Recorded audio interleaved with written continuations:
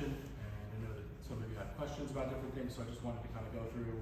I might not hit on every point you all made, but at least cover the sort of the gist of what each commenter noted about. The first comment was from Ms. Block was about chain of custody documents. So, and the observers watching, I sent an email noting that the observers are allowed to watch the process. I've seen them watching the process. Now, they can't be right on top of the officers, both for ballot security and also for the secrecy of the ballot, but they are able to see the whole process. There are chain of custody documents. Those documents are all foilable. We store all those. They can be reviewed by the observers. So I've seen the observers see that process. So I'm not sure which observers are confused about what they're able to see. Now, once the officers do hand over those documents and the ballots to our staff before they go over to the courthouse, that's exactly the same as what happens on election night.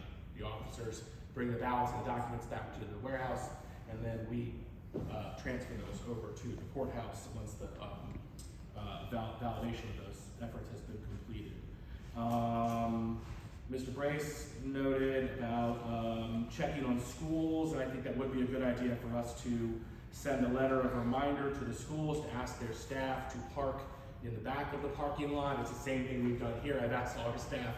You'll see a lot more cars out on the street. That's because we're all parking on the street so that the spots in the lot are available to the voters. So I think we can send a letter just reminding the schools to do that. We can't assure compliance 100% with that, but it's just a sensible thing to ask them to do so that voters don't have to walk as far to get to the voting room. Curbside voting is always available too for voters with mobility issues. Mrs. Brown mentioned the security of mail ballots and directing voters to ballot tracks. We did note that. We have mentioned that to a lot of people. I know it's been very popular service. Those people that signed up for it love it. We don't have even close to the majority of voters that are getting mail ballots that are signed up for it. But one, it is a way for you to kind of see where your ballot is in the process or when it's on its way in the mail. Two, it's a way for you to assure, it's another transparency thing where you can see exactly where your ballot is in the process. So that's a good thought. We do encourage people to sign up for that. We did include that in the voter guide. Ms. Chartrand mentioned guides if electronics are not working properly. So I know we do have, we were looking it up because I immediately was like, I thought we had all that in there. So we do have a section of the guide that is about what to do when the scanner doesn't work and use the emergency bin. And there's a paper poll book section that's very brief. So it is in there, but I also know that the guide is big and that the training classes, you're covering sort of you're covering as much of it as you can. You're really focused on the essential components of that. So it is in there. What we also note to our chiefs is as soon as that happens, if you have like a power issue, that's always one of my biggest concerns on election day, is the power goes out for a whole site. The only benefit to that now compared to years ago is that everybody has a flashlight in their pocket, which they didn't used to have. So that's a big plus. But we do, if that happens, we encourage the chief to call us right away so that we can make sure they're doing everything they're supposed to be doing. We can get a staff person out to assist them with that as well. So it is in the guide, but we'll try to note that and we'll talk about that. We're doing a final training session with all the chiefs and assistant chiefs. They're going to have a meeting sort of with me about a week before the election. So that's something I'll add to that agenda to make sure it's emphasized to people so they're prepared for those emergencies. We are in contact. We just talked last week about further discussion about emergency situations. So we're in contact with the county's Emergency Operations Center as it regards to police responses to things. We have a couple outdoor precincts ready. So if we have a precinct that's totally dark and out of power, we can within an hour get a new precinct set up outside with tents and things like that. So we have, backup plans in place on those things. Mr. Fuller mentioned the 43 names. I have to look at this a little bit more. I'm not sure. I will mention this in terms of the names. Individuals should be aware that the list of names of those individuals, we put them out just as in the aggregate as numbers. The list of names for individuals that are canceled for that reason are only supposed to be available to the General Registrar and the Department of Elections. So I'm a little concerned that people have those names out there because that is a code violation under the code. So, but we do, I will mention, we do report to the Commonwealth's attorney if there are any issues here. If there are issues with people being canceled identified as non-citizens on the list at the state level, and the state voter rolls are a state resource and technically their ownership, then I think the Attorney General, if they wanted to do something on the wider basis, that would be something for the Attorney General's election integrity team to look at further. But we do report people to the Commonwealth's attorney. I unfortunately got one yesterday that I'm going to have to report. The number that in each election is generally pretty small. Sometimes it's none, sometimes it's a few. I'm sure in a busier election like this, it'll be more than most, but it is a pretty small number. And I don't think that the issue that people are talking about here, we've looked at it pretty thoroughly. I really do not believe that there is a significant issue with non-citizens out there voting, and certainly from the data of people that have been identified as this, when a very small number of them are even voting, it is pretty tough to attach intentionality to some sort of widespread scheme, as the next commenter, Mr. Morkey, I hope I'm saying that right, commented on.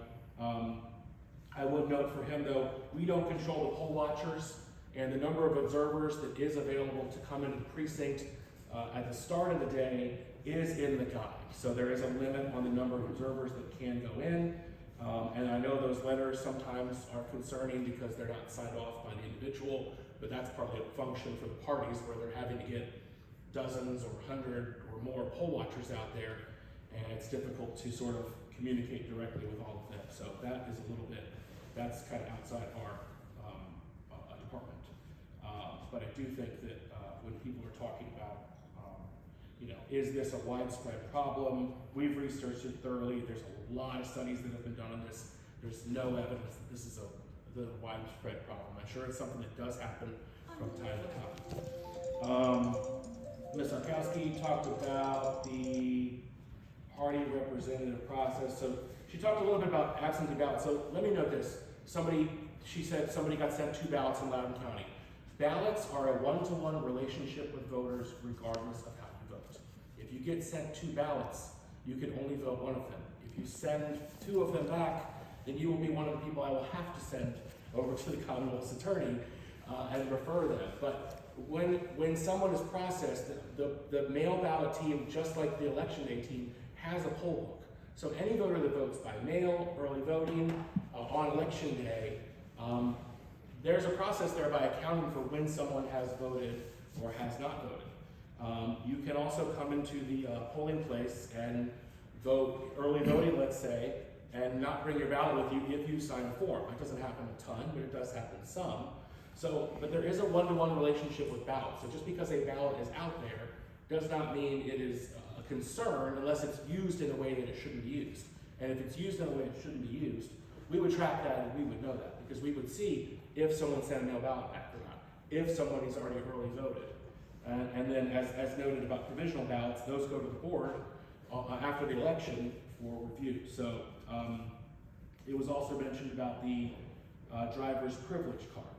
Now we have instructions in our manual about this. We have for a couple of years now. It matches the same direction that's given from the state. You all probably have driver's licenses in your pocket. Is your driver's license valid? Is it suspended? I have no idea. If you show it to me, I would not be able to determine that. And it's the same thing for a driver's privilege card. Under state code, if somebody comes in and they try to give a type of ID that is not valid and it does not work, that voter can then sign an ID confirmation form. So if you object to that process, you should write your state legislature about that. I would note that we have very few of the affirmations. Voters have to sign that confirmation form. We have very few of those in any individual election. They're generally by people that just went to the polling place and forgot their ID. But under law, under state code, we do have to process that the same way that we would for another situation. If a voter signs that, then they're saying they're a citizen, and I understand the concern about it. But just because someone has a driver's privilege card doesn't mean they got that 2 years ago, they became a citizen 9 months ago, and they're fully able to vote. So if you have concerns about that, and I've mentioned this before, your state legislator is the right outlet for that. We are following law as we're supposed to follow it. I'm sure all of us have disagreements at times about what that law should be or should look like, and balancing access to the voting process and balancing election security and election integrity is always a balance that lawmakers are trying to find. and it shifts and it changes over time.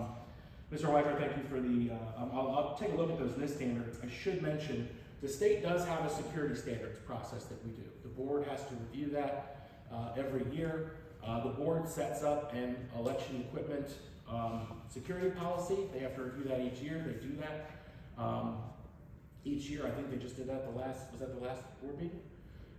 So they complete that process each year. Part of that process is the staff evaluating something called the less standards, the locality election security standards. Am I right on that? Okay. Stumbled through that acronym.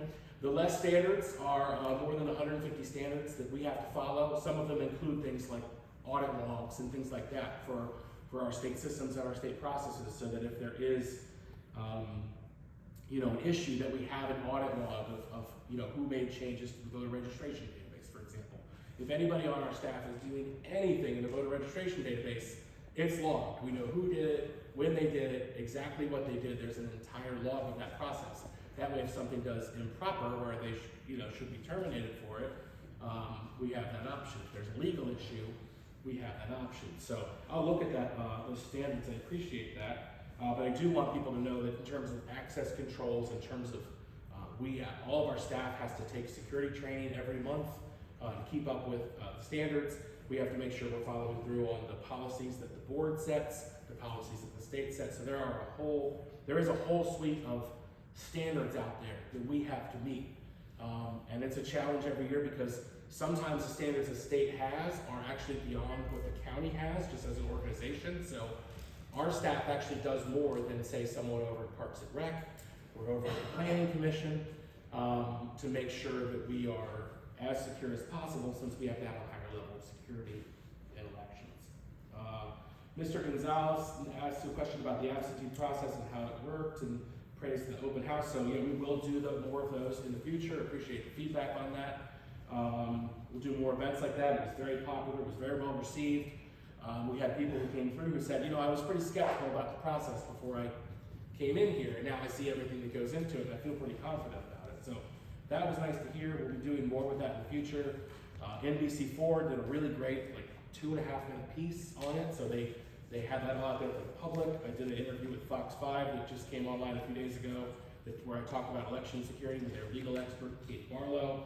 So we are sort of doing a lot to sort of help promote and educate the public on how these processes work, because I do think there's a lot of misunderstandings, and even most of you in the room, or all of you in the room, are pretty invested in this process and have a lot of experience looking at the code.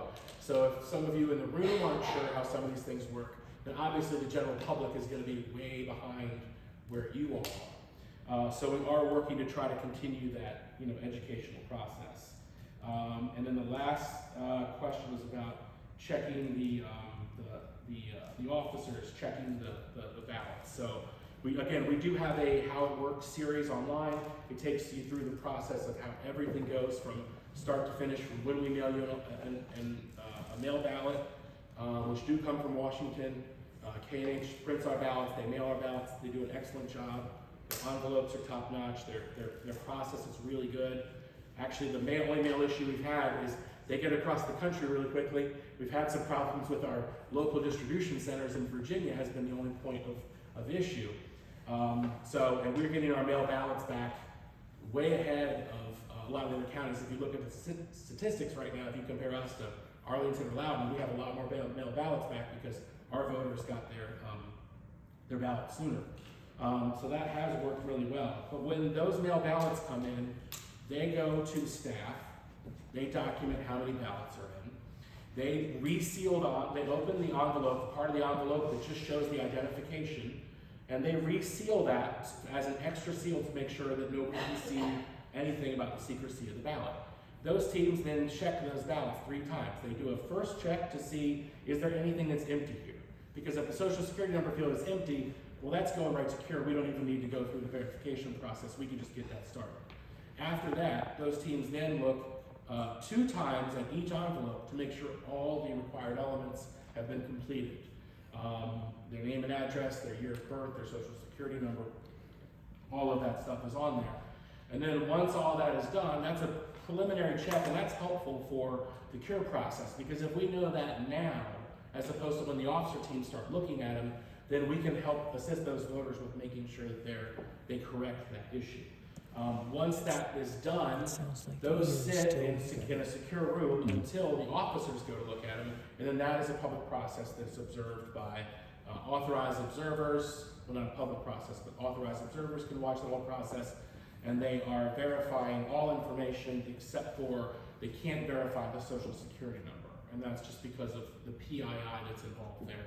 That secure information is not available to the officers, but it has been verified by our staff, and we're matching up with Elect's guidance on that, and our office was actually one of the ones that flagged that with Elect and talked to them about what process we're going to have to do that, because when this law got passed, there was an issue with what information can be on the poll book and what information is needed to verify that process. So I appreciate all the feedback and the questions and concerns, and I hope that helps to answer some of them. I'm sure that, as I noted when I started the job for the first time, I'm sure my answers will not please everybody,